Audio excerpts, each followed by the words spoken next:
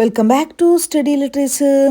ഇന്നീ വീഡിയോയിലൂടെ ഡിസ്കസ് ചെയ്യാൻ പോകുന്നുള്ള ചാപ്റ്റർ എന്നുള്ളത് മാഡ്നസ് എന്ന ചാപ്റ്ററാണ് ബൈ സി അയ്യപ്പൻ്റെ മാഡ്നസ് എന്ന ചാപ്റ്ററാണ് ഈ ഒരു വീഡിയോയിലൂടെ ഡിസ്കസ് ചെയ്യാൻ പോകുന്നുള്ളത്.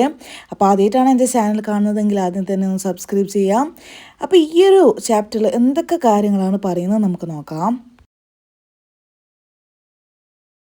പ്രൊമിനൻ്റ് ആയിട്ടുള്ള ദളിത് ഷോർട്ട് സ്റ്റോറി റൈറ്ററാണ് സി അയ്യപ്പൻ എന്നുള്ള റൈറ്റർ എന്നുള്ളത്. കേരളത്തിൽ നിന്നുള്ള ഒരു റൈറ്ററാണ് ഇദ്ദേഹത്തിന് അറിയപ്പെടുന്നുള്ളത് known for highlighting the plight of the marginalised ആയിട്ടുള്ള ആൾക്കാരുടെ ദുരവസ്ഥയെ ഹൈലൈറ്റ് ചെയ്യാണ് ഇദ്ദേഹം. അതുപോലെ തന്നെ അദ്ദേഹത്തിൻ്റെ സ്റ്റോറീസ് എന്നുള്ളത് included themes like oppression, alienation, caste discrimination and mental health.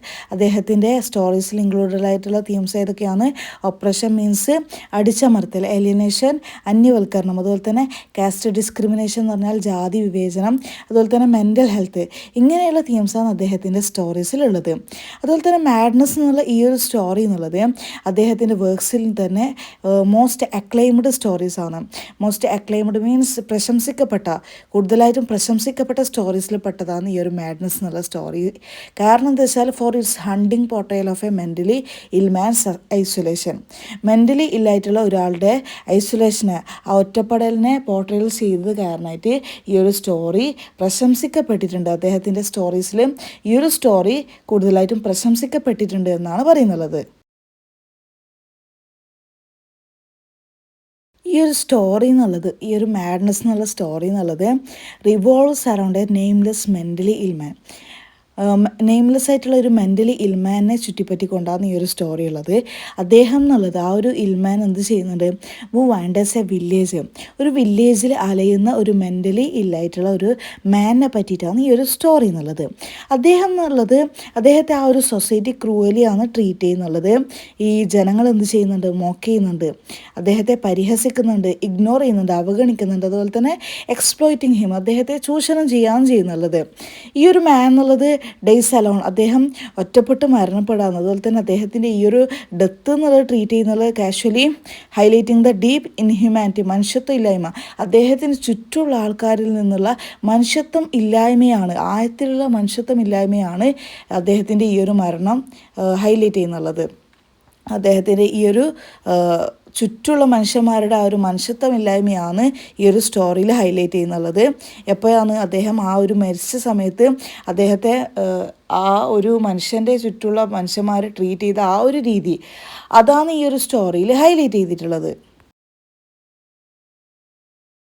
ഇനി നമുക്ക് ഈ ഒരു സ്റ്റോറിയിലത്തെ തീംസ് എടുത്ത് നോക്കുകയാണെങ്കിൽ mental illness and social neglect, ആ ഒരു സമൂഹത്തിൻ്റെ അവഗണനയൊക്കെയാണ് ഈ ഒരു സ്റ്റോറിയിലെ തീം എന്നുള്ളത്. The protagonist is mentally ill but is not given care. അദ്ദേഹത്തിന് എന്ത് ലഭിക്കുന്നില്ല? Care or compassion. അദ്ദേഹത്തിന് ഒരു പ്രോപ്പറായിട്ടുള്ള കെയറോ അതുപോലെ തന്നെ കമ്പാഷനോ ലഭിക്കുന്നില്ല. മെൻ്റലി ഇല്ലായിട്ടുള്ള ഒരു വ്യക്തിയാണ് അദ്ദേഹം. അദ്ദേഹത്തോട് ആ ഒരു ജനങ്ങൾ എങ്ങനെയാണ് പെരുമാറുന്നുള്ളത്? മനുഷ്യത്വമില്ലാതെ പെരുമാറുകയും അദ്ദേഹത്തിന് മാഡ് എന്ന ലേബൽ നൽകുകയും ഭ്രാന്ത് എന്ന ലേബൽ നൽകുകയും ചെയ്യുന്നുണ്ട്. Instead of seeing his human vulnerability, ആ ഒരു മനുഷ്യൻ്റെ ദുർബലത കാണുന്നതിന് പകരം അദ്ദേഹത്തെ മാഡ് എന്ന ലേബൽ കൊടുത്ത് ആ ഒരു ടൈറ്റിൽ കൊടുക്കുകയാണ് ഈ ഒരു ജനങ്ങൾ ചെയ്യുന്നുള്ളത്. അത്രക്കും മനുഷ്യത്വമില്ലായ്മയാണ് ആ ഒരു മനുഷ്യനോട് ആ ഒരു ജനങ്ങൾ ചെയ്യുന്നുള്ളത്. ഇനി രണ്ടാമത്തെ തീം എടുത്ത് നോക്കുകയാണെങ്കിൽ നമ്മൾ ഓൾറെഡി പറഞ്ഞു, ഡീഹ്യൂമനൈസേഷൻ ആൻഡ് അലിയനേഷൻ.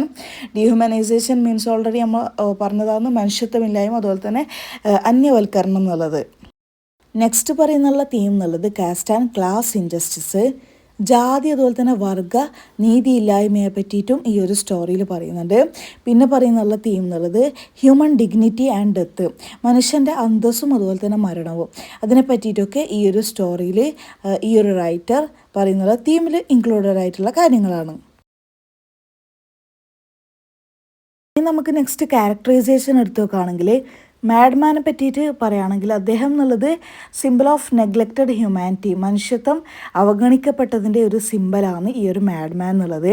ഇനി വില്ലേജസിന് എടുത്തു നോക്കുകയാണെങ്കിൽ ആ ഒരു വില്ലേജസ് റിപ്രസെൻ്റ് ചെയ്യുന്നുള്ളത് ക്രൂവലായിട്ടുള്ള ഒരു സൊസൈറ്റി ആയിട്ടാണ് ആ ഒരു വില്ലേജസിനെ റിപ്രസെൻ്റ് ചെയ്യുന്നുള്ളത്. അതുപോലെ തന്നെ മോക്കിംഗ് സൊസൈറ്റി, പരിഹസിക്കുന്ന ഒരു സൊസൈറ്റി ആയിട്ടൊക്കെയാണ് ഈ ഒരു വില്ലേജസിനെ ഈ ഒരു റൈറ്റർ റിപ്രസെൻ്റ് ചെയ്യുന്നുള്ളത്, അവതരിപ്പിക്കുന്നുള്ളത്.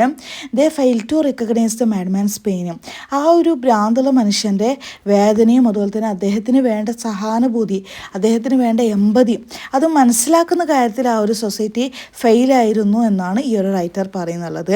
മാഡ്നസ് എന്നുള്ളത് ഒരിക്കലും ആ ഒരു മാനിലായിരുന്നില്ല, പകരം അദ്ദേഹത്തിന് ചുറ്റുള്ള ആൾക്കാരിലായിരുന്നു, അദ്ദേഹത്തിന് ചുറ്റുള്ള വേൾഡ് അറൗണ്ട് ഹിം, അദ്ദേഹത്തിന് ചുറ്റുള്ള ലോകത്തായിരുന്നു മാഡ്നസ് എന്നാണ് ഈ ഒരു റൈറ്റർ നമ്മളോട് പറയാൻ ശ്രമിക്കുന്നുള്ളത്. ഈ ഒരു റൈറ്റർ നമുക്ക് മനസ്സിലാക്കി തരുന്ന ഈ ഒരു റീഡിങ്ങിലൂടെ, ഈ ഒരു സ്റ്റോറിയിലൂടെ മനസ്സിലാക്കി തരുന്നുള്ള കാര്യം എന്താണ്? മനുഷ്യത്വമാണ് മനുഷ്യർക്കിടയിൽ ഏറ്റവും വിലപ്പെട്ടിട്ടുള്ളത്. മനുഷ്യത്വം ഉണ്ടെങ്കിൽ ഒരു മനുഷ്യൻ മനുഷ്യനാവൂ എന്ന ഒരു കാര്യം കൂടി, എന്നൊരു മെസ്സേജ് കൂടിയാണ് നമുക്ക് ഈ ഒരു റൈറ്റർ ഈ ഒരു ഷോർട്ട് സ്റ്റോറിയിലൂടെ നൽകുന്നുള്ളത്. അപ്പോൾ ഈ ഒരു സ്റ്റോറി നിങ്ങൾക്ക് മനസ്സിലായിട്ടുണ്ടാകുമെന്ന് വിചാരിക്കുന്നു. ഈ ഒരു സ്റ്റോറിയെ പറ്റിയിട്ടുള്ള ഡീറ്റെയിൽസ് നിങ്ങൾക്ക് മനസ്സിലായിട്ടുണ്ടെങ്കിൽ തീർച്ചയായും സബ്സ്ക്രൈബ് ചെയ്യുക, ലൈക്ക് ചെയ്യുക, നിങ്ങളുടെ ഫ്രണ്ട്സിന് എല്ലാവർക്കും ഷെയർ ചെയ്യുക. ഹെൽപ്ഫുൾ ആയിട്ടുണ്ടെങ്കിൽ ഹെൽപ്ഫുൾ എന്ന് കമൻറ്റ് ചെയ്യുക.